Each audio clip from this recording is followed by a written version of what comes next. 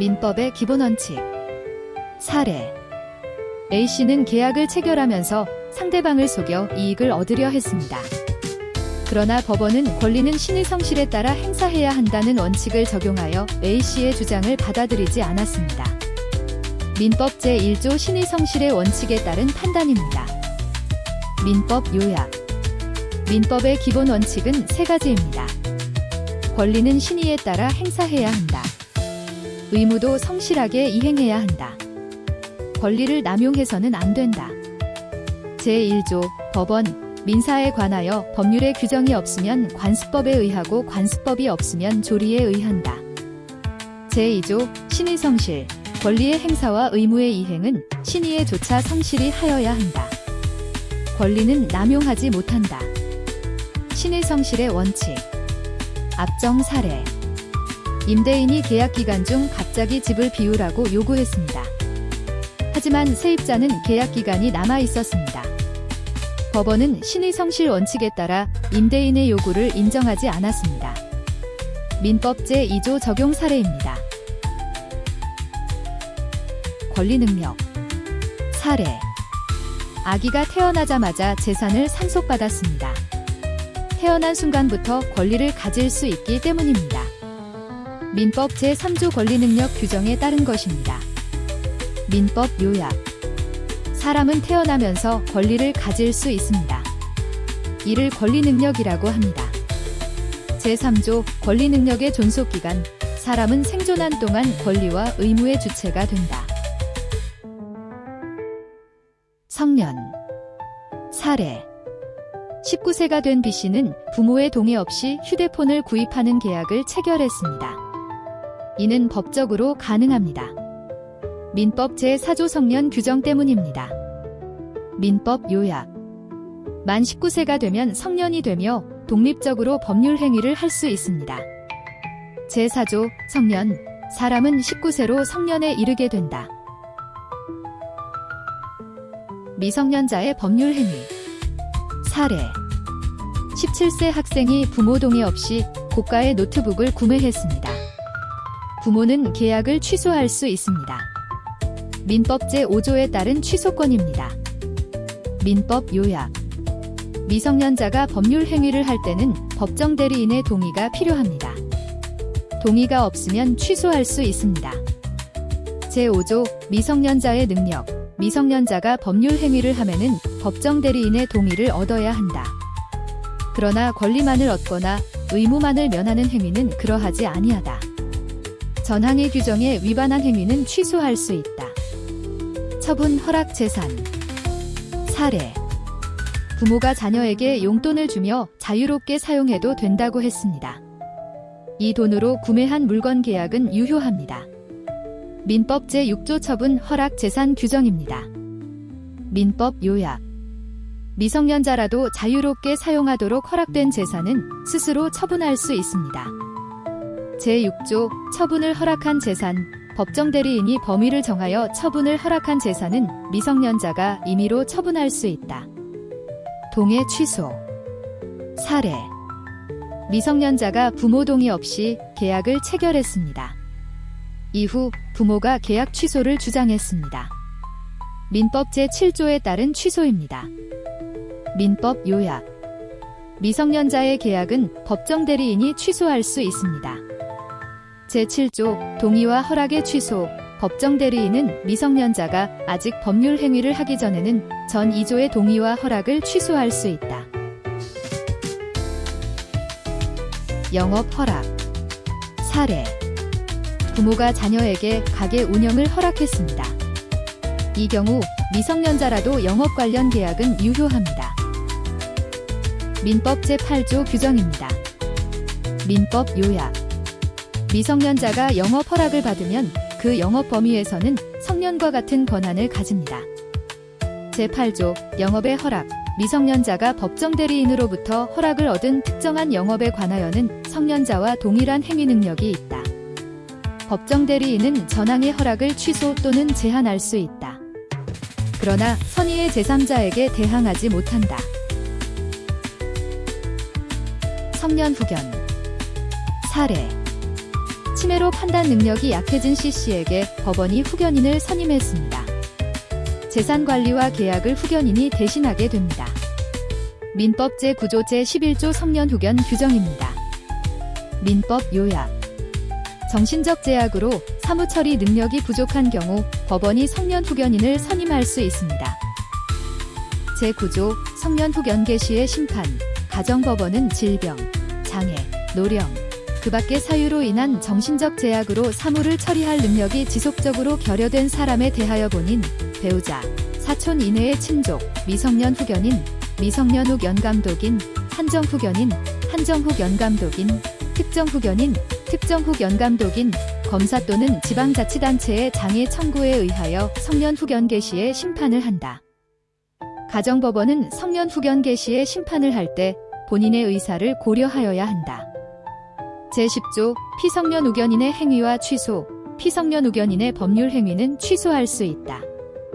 제1항에도 불구하고 가정법원은 취소할 수 없는 피성년 후견인의 법률 행위의 범위를 정할 수 있다. 가정법원은 본인, 배우자, 사촌 이내의 친족, 성년 후견인, 성년 후 연감독인, 검사 또는 지방자치단체의 장애 청구에 의하여 제2항의 범위를 변경할 수 있다. 제1항에도 불구하고 일용품의 구입 등 일상생활에 필요하고 그 대가가 과도하지 아니한 법률 행위는 성년 후견인이 취소할 수 없다. 제11조 성년 후 연종료의 심판. 성년 후 연개시의 원인이 소멸된 경우에는 가정법원은 본인, 배우자, 사촌 이내의 친족, 성년 후견인, 성년 후 연감독인, 검사 또는 지방자치단체의 장애 청구에 의하여 성년 후 연종료의 심판을 한다. 한정 후견. 사례. 판단 능력이 일부 부족한 사람에게 법원이 한정 후견인을 선임했습니다. 일부 법률 행위는 후견인의 동의가 필요합니다. 민법 제12, 14조 규정입니다. 민법 요약. 사무처리 능력이 일부 부족한 경우 한정후견 제도가 적용됩니다.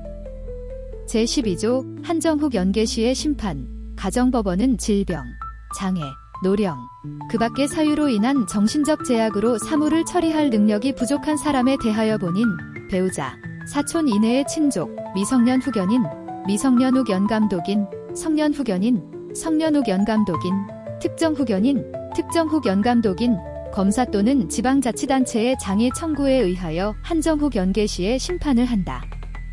한정 후 연개시의 경우에 제9조 제2항을 준용한다.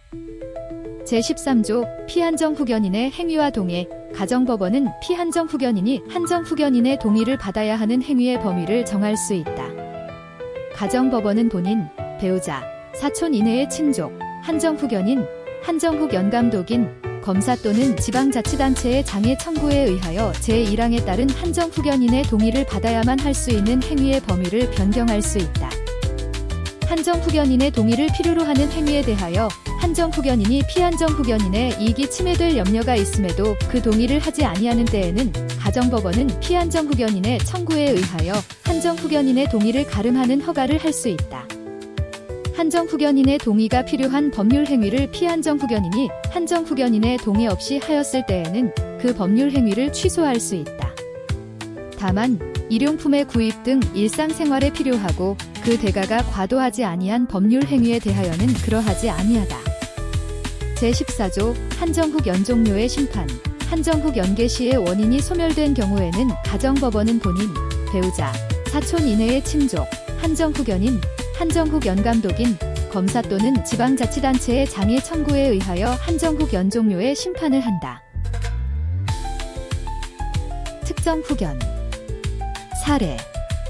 특정한 재산관리 문제만 후견인의 도움을 받도록 법원이 결정했습니다. 민법 제14조의 이 특정 후견입니다. 민법 요약.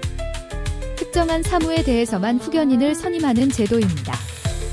제14조의 이 특정 후견의 심판. 가정법원은 질병, 장애, 노령, 그 밖의 사유로 인한 정신적 제약으로 일시적 후원 또는 특정한 사무에 관한 후원이 필요한 사람에 대하여 본인, 배우자, 사촌 이내의 친족, 미성년 후견인, 미성년 후 연감독인, 검사 또는 지방자치단체의 장애 청구에 의하여 특정 후견의 심판을 한다. 특정 후견은 본인의 의사에 반하여 할 수 없다. 제14조의 3. 심판 사이의 관계. 가정법원이 피한정 후견인 또는 피특정 후견인에 대하여 성년 후견 개시의 심판을 할 때에는 종전의 한정 후견 또는 특정 후견의 종료 심판을 한다. 가정법원이 피성년 후견인 또는 피특정 후견인에 대하여 한정 후견 개시의 심판을 할 때에는 종전의 성년 후견 또는 특정 후견의 종료 심판을 한다. 미성년자 계약 특수 규정. 사례. 미성년자가 계약을 했는데 상대방이 부모 동의 여부를 확인하고 싶었습니다. 상대방은 확답을 요구할 수 있습니다. 또한 미성년자가 나이를 속인 경우 취소가 제한될 수 있습니다. 민법 제15, 17조 규정입니다. 민법 요약. 미성년자가 법정 대리인의 동의 없이 계약을 한 경우 상대방은 법정 대리인에게 계약을 인정할 것인지 여부를 확인하도록 요구할 수 있습니다. 이를 확답 촉구권이라고 합니다. 법정 대리인이 일정 기간 내에 계약을 인정할지 여부를 답하지 않으면 그 계약은 추인한 것으로 봅니다. 또한 미성년자는 법정 대리인의 동의가 없는 계약을 취소할 수 있습니다. 그러나 미성년자가 자신이 성년인 것처럼 속이는 등 적극적으로 나이를 속인 경우에는 그 계약을 취소하지 못합니다. 제15조 제한능력자의 상대방의 확답을 촉구할 권리. 제한능력자의 상대방은 제한능력자가 능력자가 된 후에 그에게 1개월 이상의 기간을 정하여 그 취소할 수 있는 행위를 추인할 것인지 여부의 확답을 촉구할 수 있다. 능력자로 된 사람이 그 기간 내에 확답을 발송하지 아니하면 그 행위를 추인한 것으로 본다.